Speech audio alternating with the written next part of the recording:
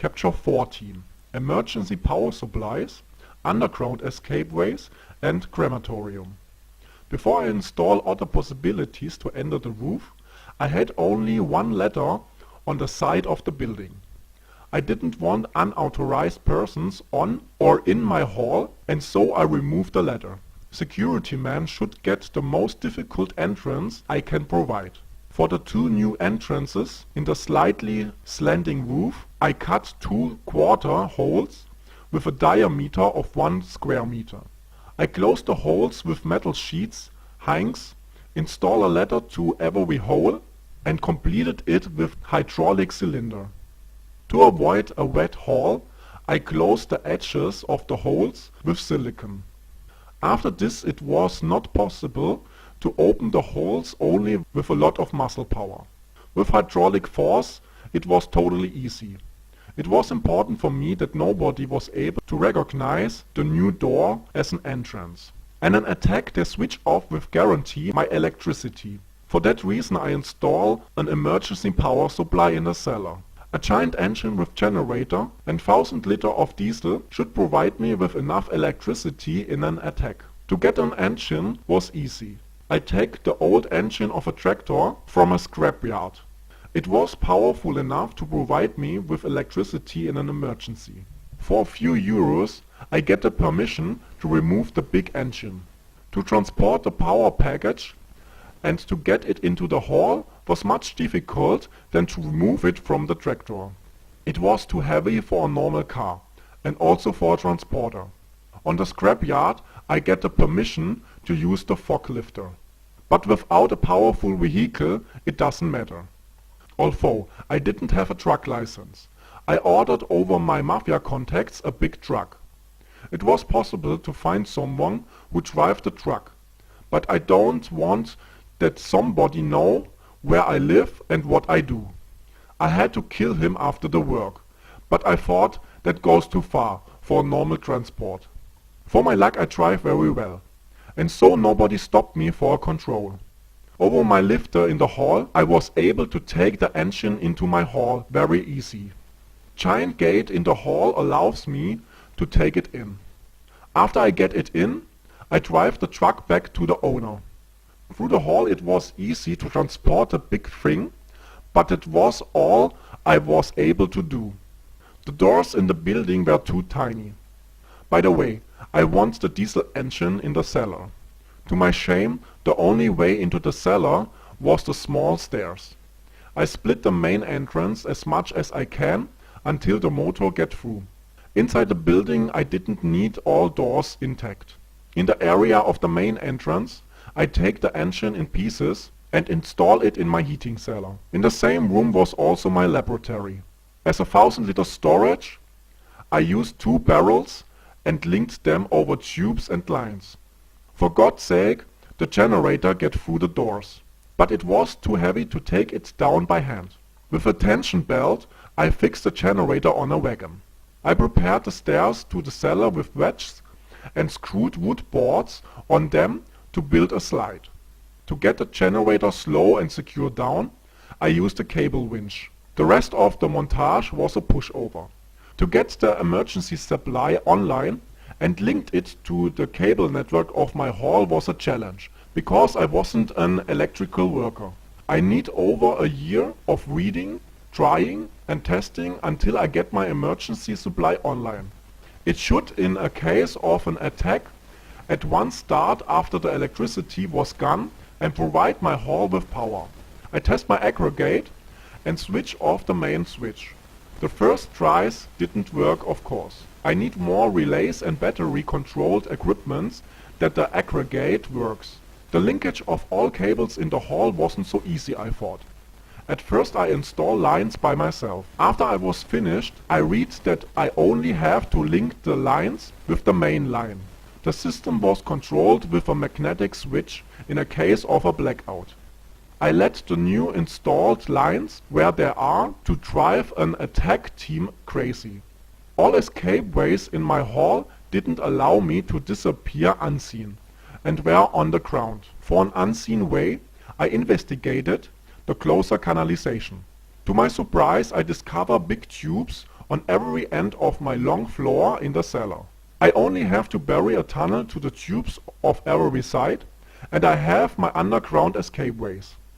At first I had to smash down the walls with a big hammer on every end of the long floor, after I get sure that no electricity, water and gas line were behind the walls.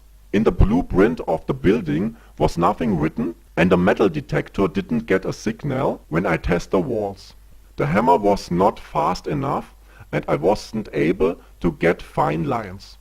And so I changed to an air pressure hammer. With that I work very efficient and sizzle 2 meter high and 1 meter wide holes in the ends of the floor walls. I used the dirt to build an oven. After the wall, I had to dig at first through sand and used it later to make cement. With wood bars and cement I secured the new tunnel. With a spade I dig meter for meter into the earth. The dirt I dumped at night in the forest. After every meter I had to secure the tunnel with steel, wood bars and cement. After 9 weeks the tunnels were finished, and I reached the canalization tubes. On the tubes I set a few bombs to enter in the case of an emergency. The tubes had an approximate diameter of 1 meter 20. That was totally enough to escape. For more security I install more explosives at every begin of a tunnel. If security teams enter my hall and want to catch me, I can stop them to follow me. To avoid an invasion into my hall through the canalization, if someone explore my tunnels, I close them with big steel gates. For that I had to install a slide again on my stairs to get the steel gates down with my cable winch. At the end I closed the rest with steel and cement to create a frame for the gates. With hangs it was easy to install the gates, and I locked them with big chains and locks. After the installation I thought, when I build up the slide, I can use it to bring a bath tube made of glass into my body dumping room. I made a big hole into my ceiling for the oven tube as a chimney. But before I build the oven, I sit down and think about what I really want. I want a big crematory. Enough space for 3 or 4 bodies. To burn more than one target was a duty. Single kills were of course my favorite, because it minimizes my risk to get caught. By the way, I can't wait until I had enough bodies to burn. The construction needs an air supply to fire up carbon, oil or gas. Also I want to use oxygen bottles and normal pressure air to get hotter flames. With that it was possible to heat up the temperatures over 1500 degrees. Those temperatures burn every body in a short time to ash. For the unburned bones and teeth I construct a grindwork made of stone cylinders.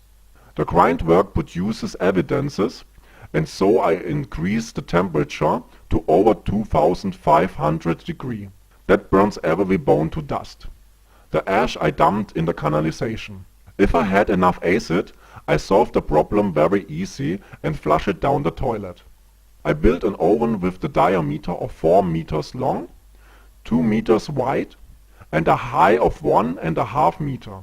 The rectangle hole with the diameter of 1 square meter I closed with a big steel door, and a big chimney were the only entrance to the monster burner.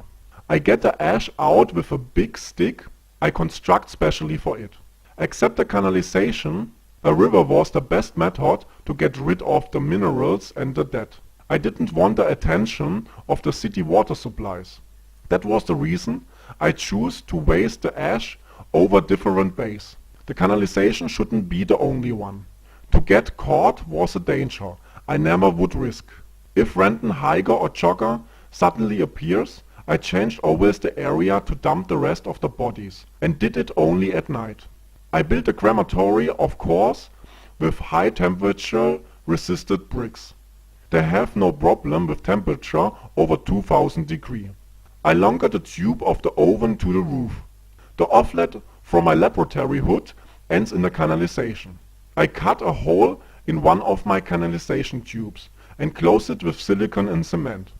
If it stinks, nobody should know where it comes or what it is. Inside the canalization system, it would get the lowest attention. In the meantime, some missions provided me with enough money to finance my building process. The most missions weren't very challenging. To get a challenge, I make the work difficult. Like I said, I invented methods to increase the level to kill my targets. It wasn't always fast or painless. The annoying and boring methods I never used twice. The most annoying missions were always the screamer. It was for me simply too loud if they scream too much. The boring one I never used twice because I had to be at the same place. Some methods contained both reasons. Parallel, I increased my knowledge by reading. After 2.5 years, I was finally finished with the hall.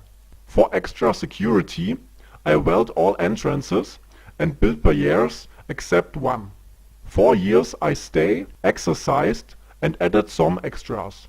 After this, it was time to search for an apartment and to use the hall only for training and hiding place if it's necessary. It was my base for planning and nobody know about it. I was totally alone, secure and have enough equipment for an attack. For my missions, I had in my hall everything I need.